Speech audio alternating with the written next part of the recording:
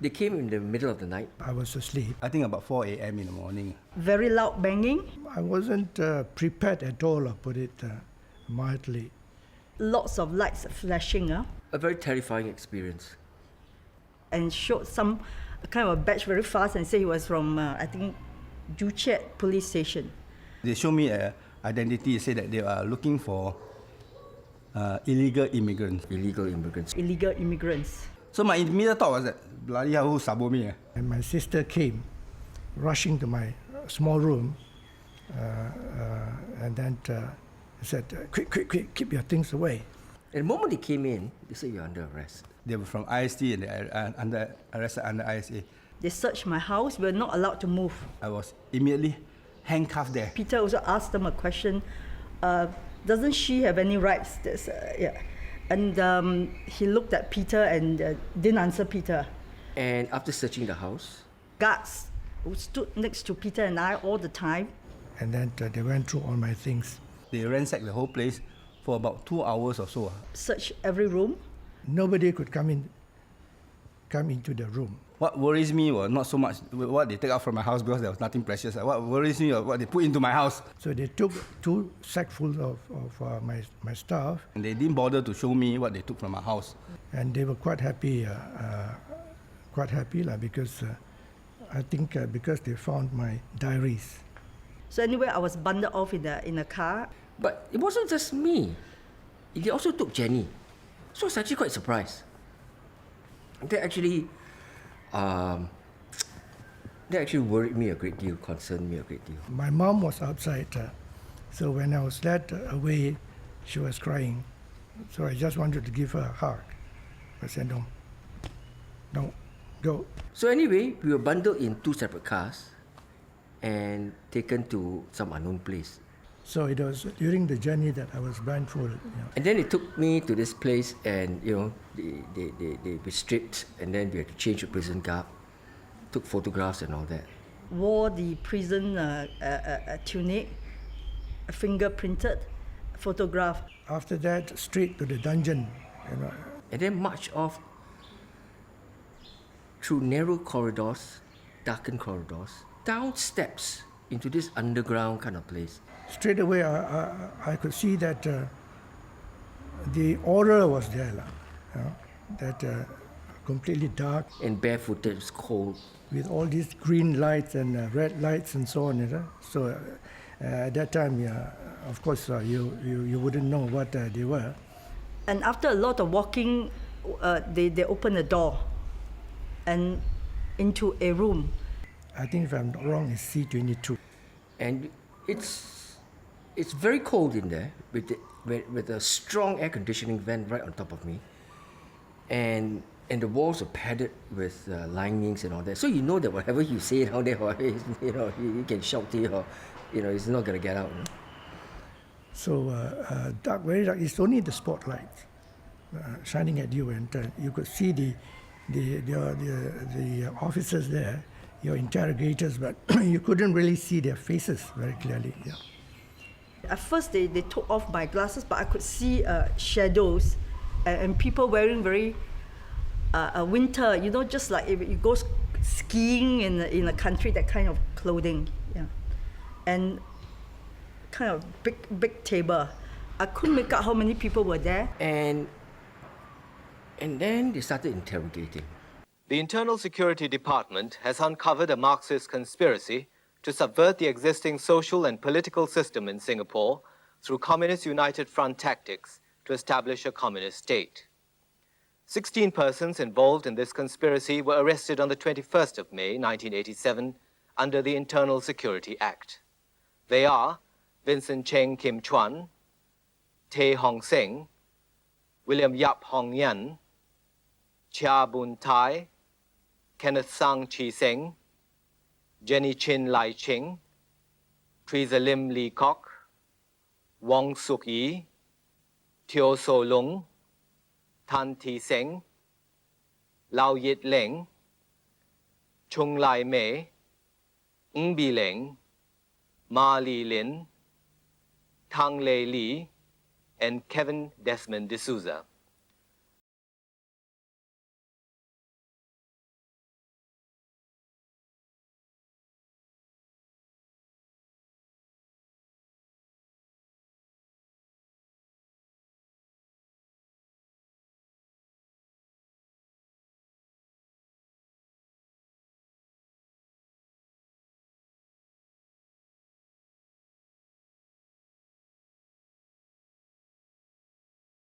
So when they came, I thought, oh dear, here we go. And it's 2 a.m. in the morning, the dogs were barking because and I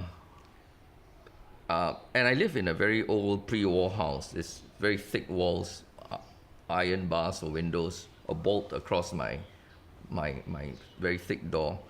They couldn't have got in if I didn't want to let them in. They could have. They would use crowbars and they would destroy my door, but it would have taken some time. So when they came, I thought to myself, oh dear, I'm going to be in a state for a long time. I better take a shower. So so I told my wife, don't open the door until I've taken a shower.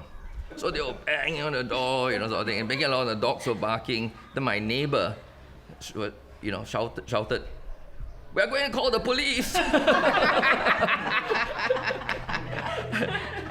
And I could hear them sniggering outside, my door. But anyway, so I went, I took a shower, and then the door was open. And then I decided that, because I saw the pictures of the first batch of people arrested, and they all looked deranged. Okay? Some will look better than others. Right. Some were looking bad. They were looking not very good. So I thought, I wonder when those pictures were taken, must have been at the time of the arrest. So I decided I better put on a suit and a tie. So I did. And then, of course, they searched my place. They went through all my things. Then they didn't object to the fact that I was wearing a suit and a tie, right? It was Sim Bo Heng who objected to it.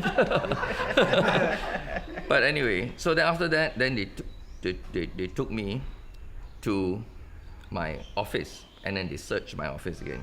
So by the time we were done with my place and my office, it was, I think, daylight already.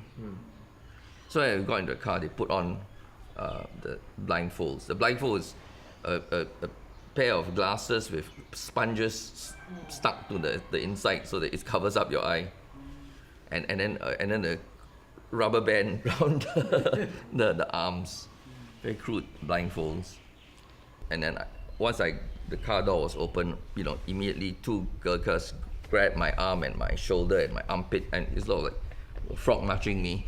So I was being led, down and down what seemed like very long corridors. Down one corridor, down another corridor, down a third corridor. Then I came to a room. So all this time I was blindfolded. And I was pushed to sit down on a chair. And at that point, they took out my blindfold. And right in front of me was a camera. Oh, wow. And they took the picture. So at that point, the blindfold was taken off. I smiled. And they took my picture. And that was the picture that came out the next day in the Straits Times. It looked like my wedding picture. Right. So Sim Bo Heng was very upset with me for that. For that, he slapped me about 50 times. Yeah. He said, "You think you're very smart, huh? You're very 怪懒, huh?" So then, of course, I was led inside the interrogation room, which is the basement of the complex there. So the way they interrogate is during your first 3 days, your first 72 hours is round the clock interrogation. So the ISD has got 2 shifts, the 12-hour shifts, right? And of course, they're all very warmly dressed. And the way the 2 shifts work is a good cop and bad cop. One shift is a good cop, the other shift is a bad cop. So the bad cop will abuse you and the good cop will commiserate with you, right? And speak bad about the bad cops. Very, terrible people, yeah.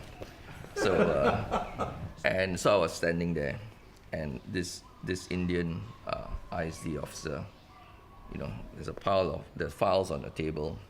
And he said, "Your file." And he said, "Are you a Marxist?" That's the first question they asked me. "Are you a Marxist?" I said, "No." And before I knew it, he whacked me across the face. Then he asked me again, "Are you a Marxist?" I said, "No." He whacked me across the face again. I said, "This is not working out very well." Then he asked me, are you a Marxist? Again, I said no, and he whacked me across this, and he took a file, and he opened it, and there's a bookmark, and there's a yellow underline, highlight, and it says, even your friends call you a Marxist. And then he slapped me again. So I said, oh shit, they intercepted a letter which an American friend of mine in my course on Marx had written to me. This was from, 5-6 years ago when I was in university, and I'm a social studies student, so of course I read Marx, right? And this friend was trying to, at that time I just started my business. I was telling her how it's going, and so this friend was trying to crack a joke and said, for a Marxist, Casey, you sound like a very good businessman, right? So they had intercepted that letter, and there it is saying, calling me a Marxist. But this first Indian guy who hit me several times. That was not the main person who hit me a lot was Sim Po Hing. And the way he would hit me is that he would back up to the end of the room. Then he would start running towards me, and then he jumps up in front of me, and he whacks me across the face. Yeah. Oh, there's a lot of strength. Yeah. Because he's a small guy. But I'm a small guy too. So it would just knock the wind out of me, right? Then when he did that, I said, please do not hit me. And immediately he hit me again. I said, please do not hit me. And immediately he hit me again. I said, I better stop saying this. It's kind of not working. but he did this running thing several times, I remember. This is dunking. Yeah, it's like a slam dunk, So then, and I didn't know it at the time, but the hits were so hard that I actually was bleeding inside my mouth because my teeth were cut my cheeks, right? And it was not just my face, but also my chest and my back. Also the back hits your back is tougher than your front, but it was only after about 22 hours. The reason why I realized that is because I finally realized, hey, damn, I haven't gone to the bathroom for a very long time. My bladder is quite full. So I said, can I go to the bathroom, please? So they escorted me out. And the first time they escorted me out, I almost collapsed because I've been staying on the spot for 22 hours. And my knees, as I took a step forward, kind of almost gave way, I went to the bathroom and I looked at the mirror and my hair was all oily and matted, and I washed my mouth, and that was when I washed my mouth and sort of spit out the water. That's when I saw, geez, what's this? A lot of blood, But I knew a little factoid which a friend of mine who is an emergency medical technician had told me, and he said, of all the places in your body, the easiest place to heal is the inside of your mouth. Your inside cheeks. So for some reason I remembered that. I said, oh good, my cuts will heal soon.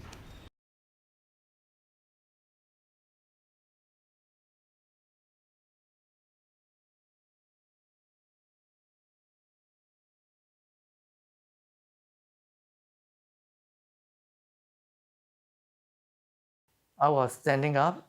He came up to me and he gave me about 10 slaps actually across the face. 10 hard slaps across the face. It shocked me at that time to realize that, they are now using violence. They are really using assault to break you down. But I was telling myself that I had to still remain firm and not to give in,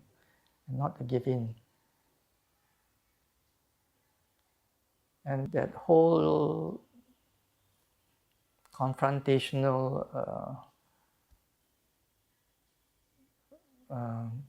attitude, continued till after dinner time, when the director of operations came into the room and asked SK whether I had confessed. Because SK said, I still refuse to confess. So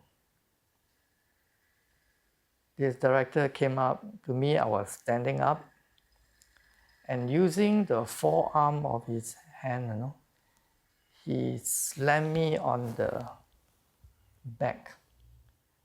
And so I fell forward and stood up again, and with his forearm again, he slammed me on the chest. So I kind of fell backwards. At the same time, he was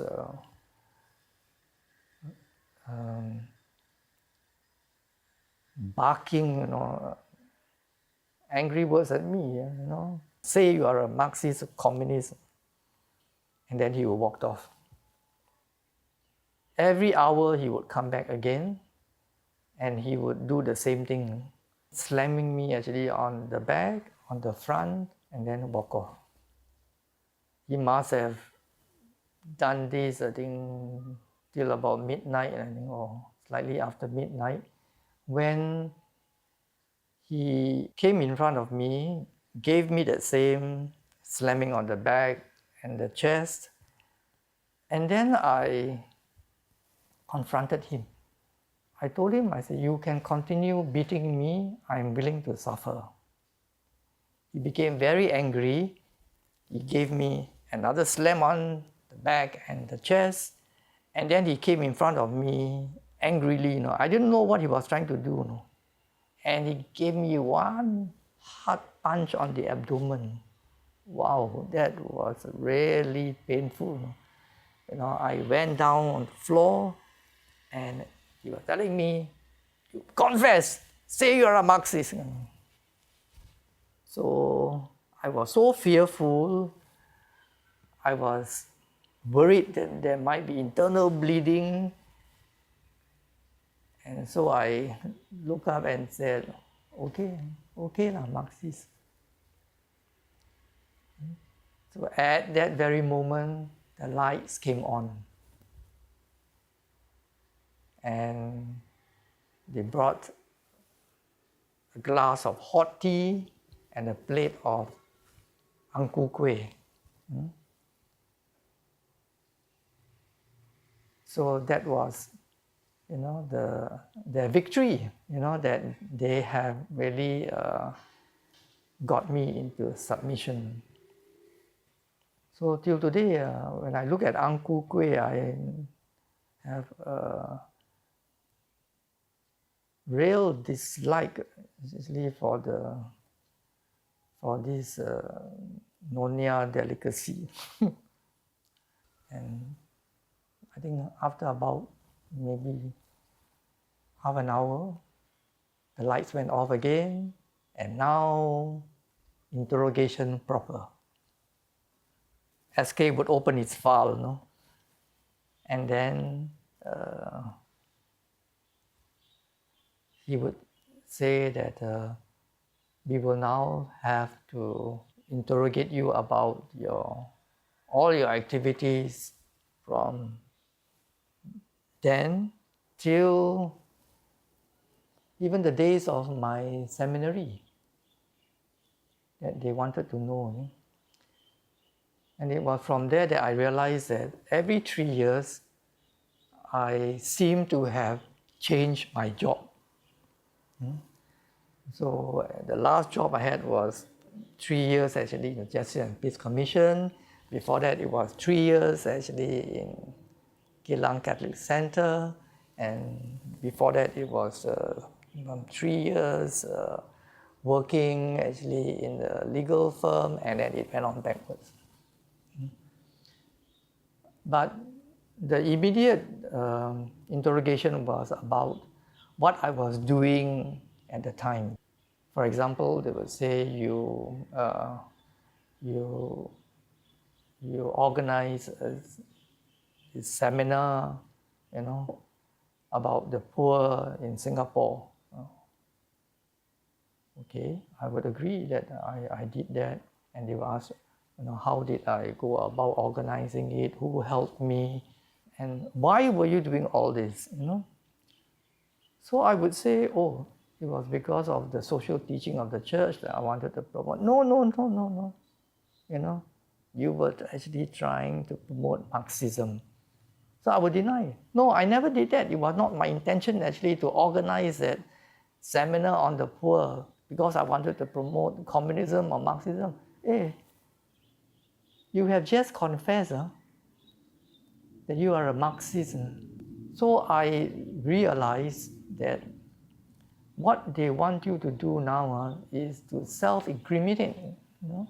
You have to incriminate yourself that just because they have broken you down, you have now to incriminate yourself in all the activities that you have done. They will say, right, give you a piece of A4 paper, pen, and they said, write. So I was wondering actually, what am I going to write? They said, write what we have just actually talked about. I still couldn't actually put down the words. So he would dictate to me. Like I joined or I organized this seminar about poverty in Singapore because I want to use it to promote Marxism. I would write it down in that same way. And you will complete actually one page, he told me, sign at the bottom of the page. So I had to sign at the bottom of the page. And then it will go on pages after pages. And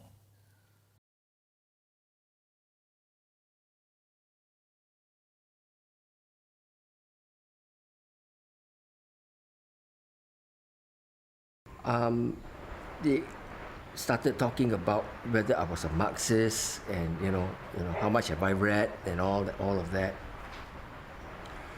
And at various times, this guy Sim Po Heng, and there were others as well, they punched and slapped me. It was very clear that these things were done with the aim to make me feel powerless, as well as to bring about certain compliances. It's like, hey, you're not saying the right things, for us to hear. When you happen to be at the receiving end of all this, you feel very vulnerable. You feel very vulnerable for several reasons, because you know that you're going to be there completely powerless. You're going to be there for as long a time as they determine. There's really no way that you can have any sense of time. And once you're in that room, whether it's daylight or night, you have no sense of, you're just completely disoriented. And then they start saying things like, look, we're going to beat up your wife in front of you. Because, Jenny was there. And that really just blew my mind. I just went, just go very, very, soft after that. But one of the things of this whole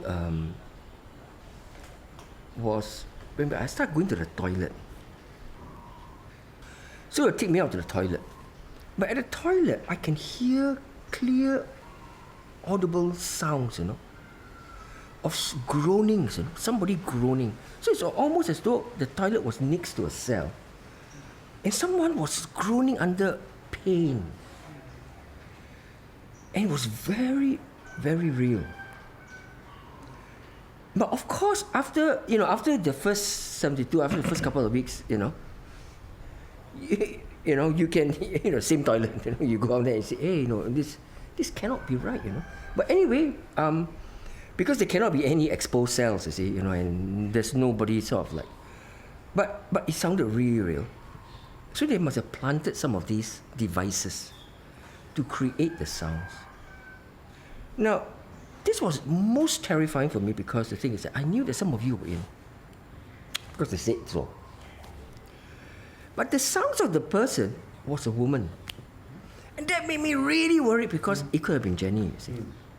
So that really, really tore me up, you know. So as far as the compliance was concerned, I was really quite ready to comply, you know. My case officer, of course, first question was, do you know why you are here? Laugh lah. So I said, you make a mistake.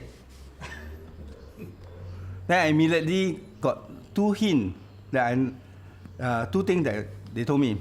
First, we don't make mistake here. Two, we can squeeze blood out of stone. I said, oh, that is an important precursor to the interview that's going to come out. So I said, okay, registered. They don't make mistake. They can squeeze blood out of stone. Then, of course, it's there again, but they didn't tell me why I was arrested for. So, but they keep wanting to say, you know why you are here, right? You know why you. So the question was just wanting me to say why I'm there, or hoping that I say something that sort of fit into the kind of picture. So, but it was just so ding dong for hours and hours and so on. So occasionally my case officer would do this kind of action. They say, pull out his sock, show me his revolver. In the so of course I know these are not just plain thing. It was really to intimidate me, that kind of thing and so on. But it was at that point in time I did think that it's possible that they can use the stupid thing on me. So, but that was how it went on and on and on and on. During the first, I don't know how many hours, it's just plain shouting that you know what you're in here for. Don't pretend you don't know what you have done to be here and all that. So it's just very random kind of things. And for me, I said that firstly, okay, of course they knew that, oh, we found all these type of books in your house, no? All these thin yellow books on Marxism and all that. I said, if you have found it in my house, you will know that it's still very pristine because we hardly touch it. You know? Nobody touch it actually. And then suddenly this bloody case officer, the second round one, said that, I found the book on Animal Farm in your library. I was so confused. I said that, so what? So, Animal Farm is about Marxism and all that kind of thing, and about the social structure and all that. So I was like, I said, this guy has gone bonkers lah. You know that Clutching at straws. Yeah, it's like, you know. And I said that you are making yourself a laughing stock because to label us Marxists. I said you are insulting the Marxists, no, because we don't even know what Marxism is. We never read books on Marxism. How can you label us Marxists, you know? So, and also they were trying to say that they want me to say that Solang is a Marxist. And they keep harping on that, say that, oh, you guys have a lot of meeting with Solang and that she's a Marxist, isn't it? So, you know, for me, I said, yeah, it's a laughing stock because we never read this kind of thing and all that. So finally, the agreement that, yes, I have to say that I am Marxist inclined because after the toing and froing, in my mind, I know that, okay, they have a story already. They have fixed your story. They're not interested in the truth. That's why, so you realize that you're very naive because before the arrest, you still have the belief that, okay, we have a system that is, you know, practice of the law, you know, they're all very just. And as you said now, as long as you're above board, no, they won't do this kind of thing.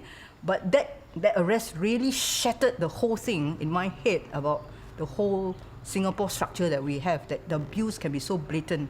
And you know in your head that whatever you say, they are really not interested. You just fit into their story, and the story is that you are Marxist inclined. So I said, okay, if that's what you want to say, I will say it. What else do you want me to say? So I just signed. They wanted the statement that I'm Marxist inclined.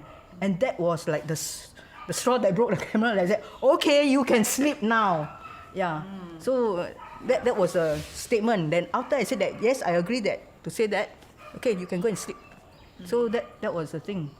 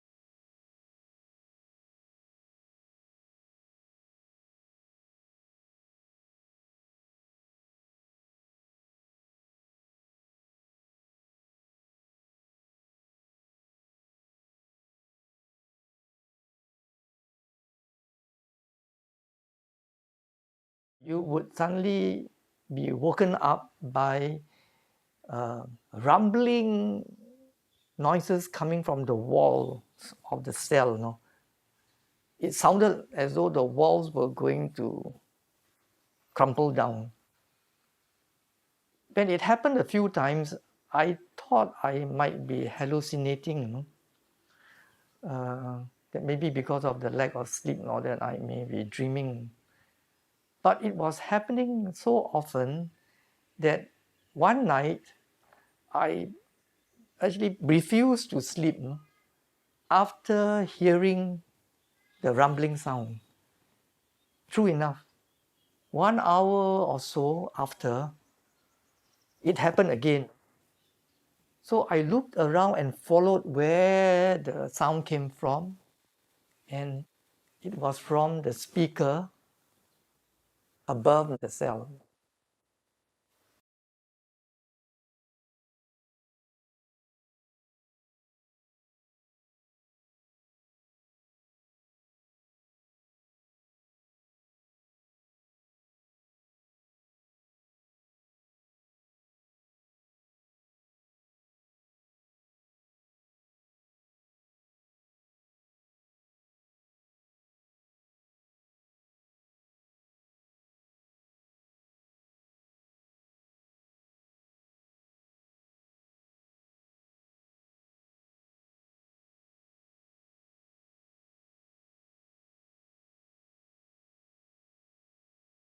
They were using me as a bogeyman. And if we go back to the time context in 1987, it was 1 year before the general elections.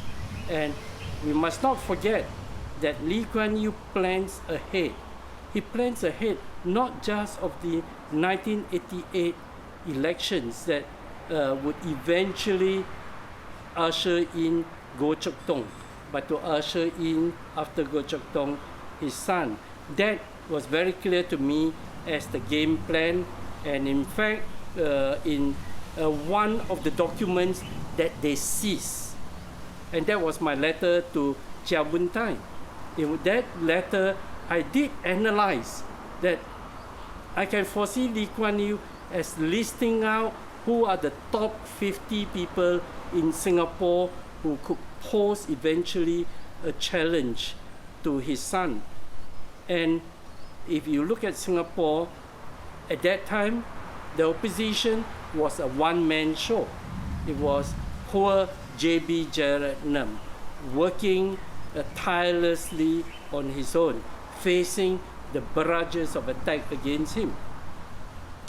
There is not much he can do as an individual. And if you pause, in order to have a political movement, you need people. And who are the people who in 1987 or by 1988 could have organizational experiences, who have groups of friends together, who have same common vision?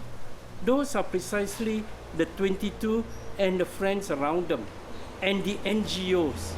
So the impact of 87 or the intended consequence was to cut off one whole generation. And it's only after 20 years of 87 that some of those people who are into today in NGOs did admit that yes, after 87 there was a lull. Everyone was frightened. Nobody wants to speak. Nobody dares to put their head above the parapet. And that is the political context that we have to understand. And in order to cut off this whole generation, they must give them a name to justify the use of ISA. And the only name they could use, which they could sell to a very gullible population, is to use the name communism. And that's why people like Vincent were forced to make confessions. Do you prefer to be called a communist, CPM sympathizer, or a Marxist? Marxist sounds a bit like Marx and Spencer's, sounds a bit more acceptable.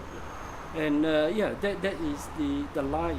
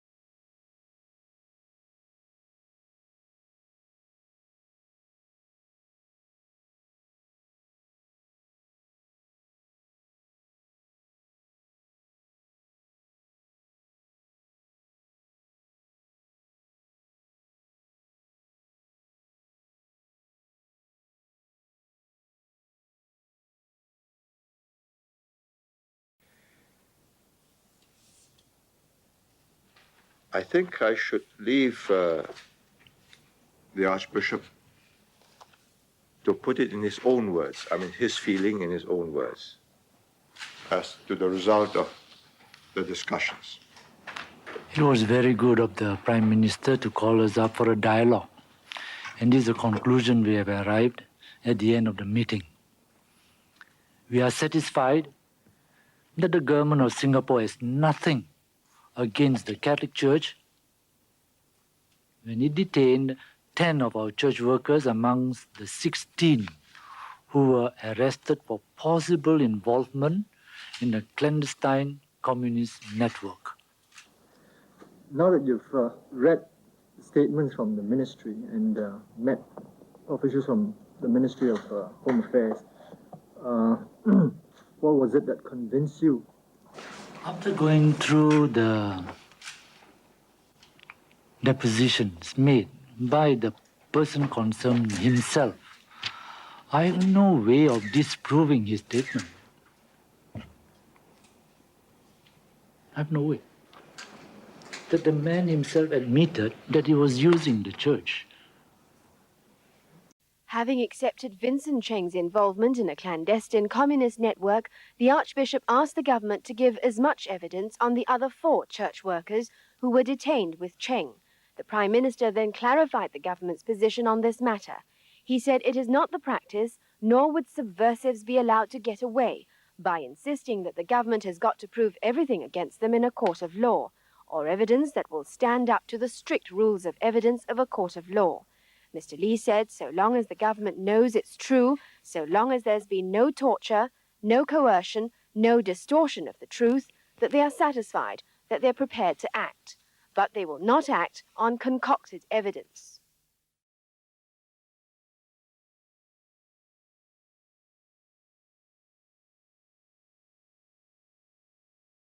After 10 days of interrogation, the director of operations came up to me and said, Vincent, appear on television, with your confessions.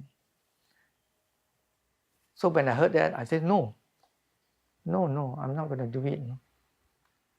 So he said, no, do it, Vincent. It is the key to the door. Means that it's the key to your release. So I was saying, no, I don't want to do it. So he said, I think you are thinking about past confessions of former ISA detainees, where they have to appear on television and their heads bowed, they confess all their wrongdoings and then they glorify Lee Kuan Yew and all that. No. We don't want that. So I asked him, so what do you want? So he said, I want an education for the people of Singapore. Oh, that I thought sounded so nice. Yeah, but what does that mean? So he said, you will be asked to, you'll be before a panel of interviewers. Now, they ask you questions, you answer. So in my mind, I thought, wow, that would be good, because it's going to be a live show, So they ask questions, I answer voluntarily. So that actually would be a way for me to tell the truth. So I said, if that is so, then I would agree. So he was very happy.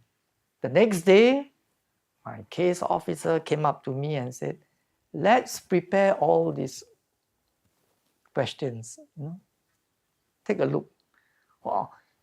It was about, I think, 30 to 40 questions that they wrote, that was written out, that could actually be asked of me actually during the interview. You know? And he told me, let's prepare the questions, which means that let's prepare the answers to the questions. And that's what actually he did. He took the major questions, and then he would ask me first, okay, just imagine that I am the panel, okay? I ask this question, how will you answer? So I would answer truthfully, you know.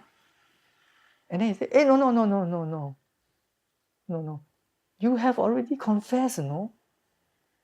Then I realized, oh gosh, that means I have again to self-incriminate, no? I have again to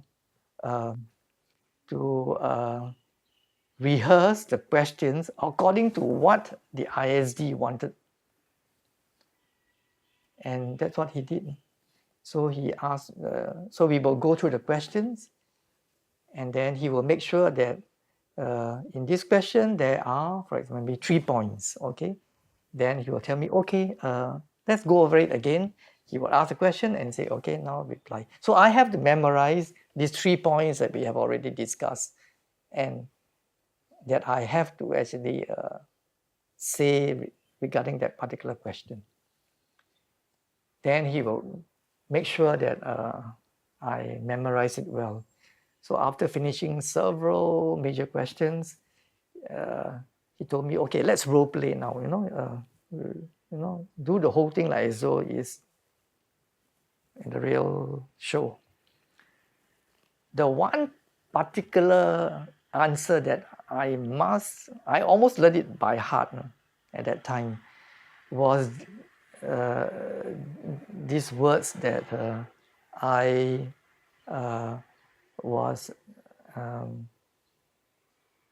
intent of organizing Peaceful protests, peaceful protests first, which could lead further to more violent protests, confrontation with the government, even leading to mass demonstrations, strikes, and ending up actually with public disorder, and maybe even rioting and bloodshed.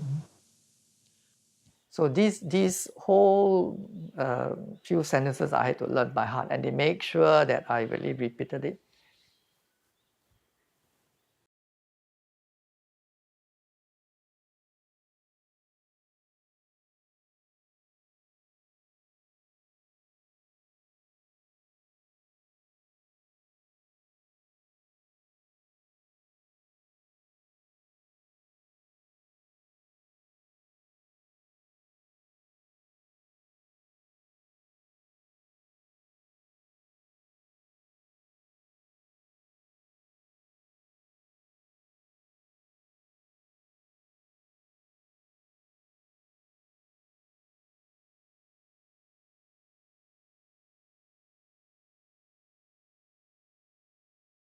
The recent government expose of Marxist plot is a timely reminder that there are pockets of dogmatic, tyrannical minorities who are bent on imposing their suicidal ideologies on Singaporeans.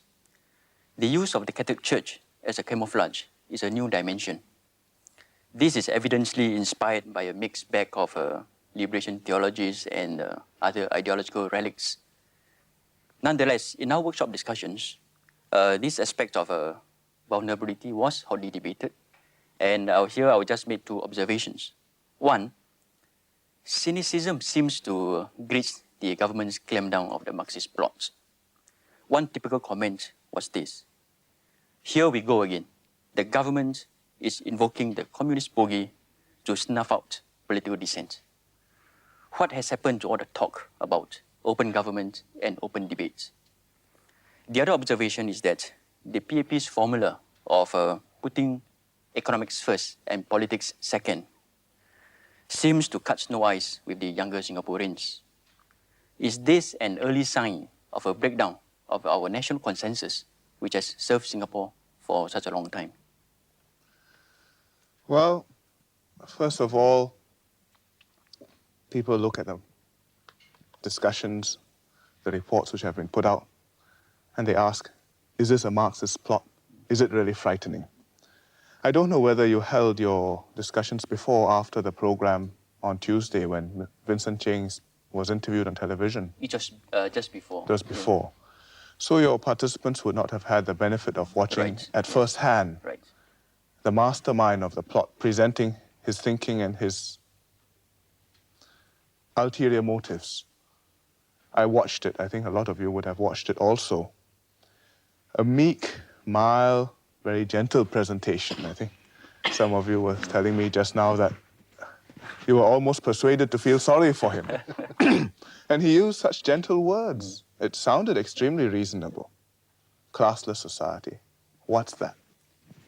In fact, there was a comment in our subsequent discussions that what he meant by classless society effectively meant, in typical communist jargon, that you mean the overthrow of a democratically elected government and the overthrow of a property-owning democracy like ours with a possibly far more totalitarian government answerable to nobody and accountable to no one.